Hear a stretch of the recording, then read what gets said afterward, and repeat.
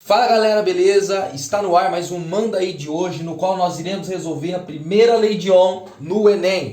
Essa dúvida foi de um estudante que me enviou, que não sabia a resposta correta e eu estou aqui para tirar sua dúvida. Bora para a aula!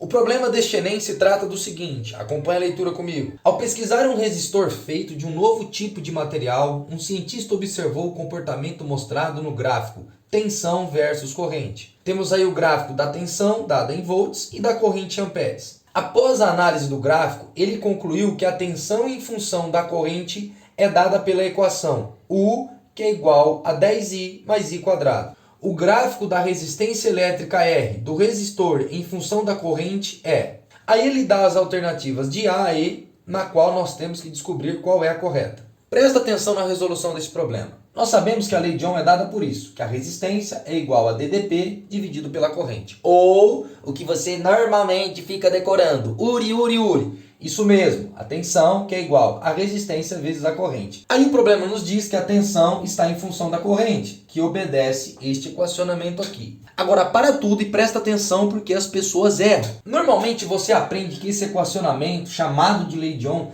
é válido para resistores ômicos. Errado.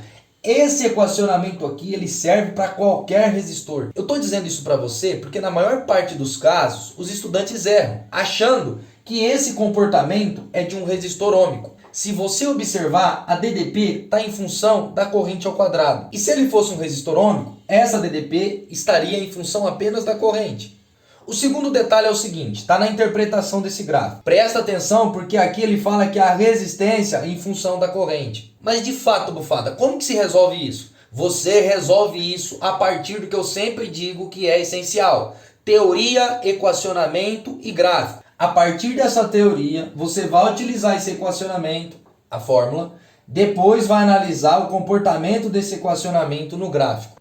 É melhor fazer do que ficar falando. Quando você tem esse tipo de situação, da qual você tem que escrever R em função de I, você vai substituir essa DDP por isso daqui. Depois de reescrever isso daqui, nós temos que deixar o valor de R em função de I. Se você observar, nós podemos cortar esses fatores porque eles são comuns. Sobrando assim que a resistência é igual a 10 mais I. Chegamos na resposta do valor de R em função de I. Para interpretar o gráfico de maneira correta, eu peguei esse equacionamento aqui da resistência e pude analisar que ele é parecido com a função de primeiro grau, onde nós temos o eixo Y em função de X. Primeiro grau porque aqui em cima do I tem o número 1 que não precisa aparecer. O nome correto disso eu acho que é função afim de primeiro grau.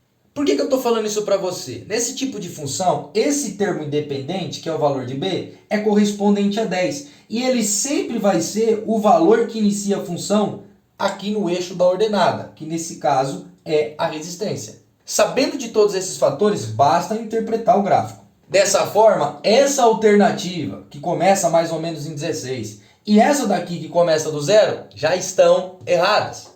Uma outra análise que a gente pode fazer é que essa reta em azul também está errada. Ela estaria certa se a resistência tivesse um valor constante de 10. Ficamos então entre duas sentenças, essa curva aqui e essa reta aqui. É o que eu falo para você, sempre vai ficar entre duas respostas quando a questão for objetiva.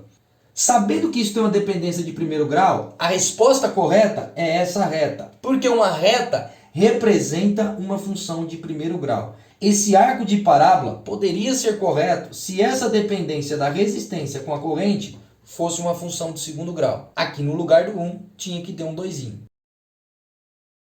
Essa reta aqui que eu falei para vocês. Meus amores, essa é mais uma dúvida esclarecida que eu trouxe para você. Se você também tem dúvida, venha fazer parte desse projeto. Manda aí que o Bufada resolve.